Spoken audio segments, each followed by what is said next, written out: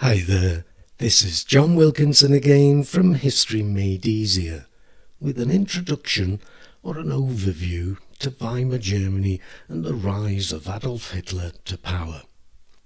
What I aim to do here is to make clear the big issues, behind which questions may be thrown at you. I'll not present them with any detail. That will be the purpose of separate presentations. But I will show how they link together. Now, defeat in World War I hangs over everything. It was a crushing defeat for Germany, with its national pride shattered, and that's before the terms of the Treaty of Versailles were known. And it was personal to Hitler, as it was to the majority of Nazi Party members.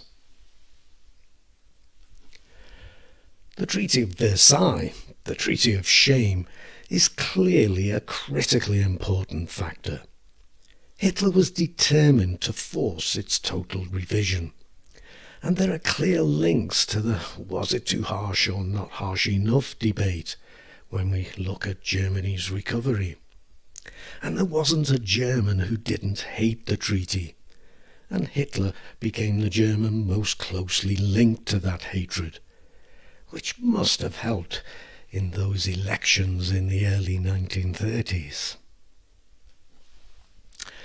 The Weimar Constitution, though noble in intent, it was the most democratic constitution in the world, didn't help matters. Germany was not used to democracy. Since the country was unified, it had been led by the autocratic Bismarck, and then by the autocratic and highly erratic Wilhelm II. But what's also very important is that it was never accepted by the elite, who remained in all the key positions of power, in the economy, the civil service, the judiciary, and the army, while at the same time proportional representation allowed minority but very extreme parties to make their presence felt. Now, I think 1923 is such an important year, but we need to link it to 1933.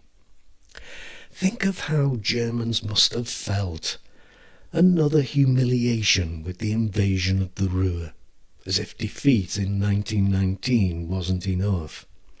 An economy in tatters, with hyperinflation and the life savings of the middle classes gone forever, and a government that was unable to prevent all this happening. So it links back to defeat and the Treaty of Versailles. But with Hitler's putsch, his trial the following year, and Mein Kampf, it looks forward to 1933. Here was Germany's saviour, acting unselfishly for the nation he loved. They didn't see it then, but they would later. Then, with a temporary recovery built on borrowing and fated not to last, the Great Depression seals the fate of Weimar. As if defeat in 1919 and hyperinflation in 1923 wasn't enough to bear, the Germans now faced mass unemployment. And for me, I don't think there's a stronger correlation in history than the rise in unemployment and the rise in the Nazi vote. But we must give credit where credit is due, and so we have to also consider the appeal of Hitler and the organisation of the Nazi Party.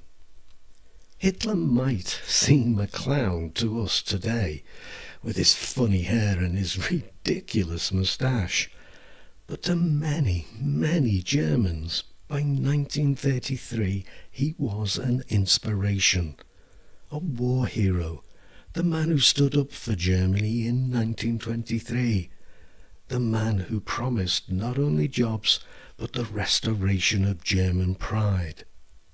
And there was the organisation of the Nazi Party too. A vote-winning machine, the likes Germany had never seen before. A party that looked organised and disciplined, when all around them was chaos. So, an introduction or an overview for you. I feel it would be worth coming back to this presentation when you approach your exam to remind yourself of the big picture and how the jigsaw fits together. There isn't detail here, but big points are made nevertheless. Thank you so much for listening. Good luck with your studies. And don't forget, there's my website, History Made Easier. That's there to help you too. But for now, cheers.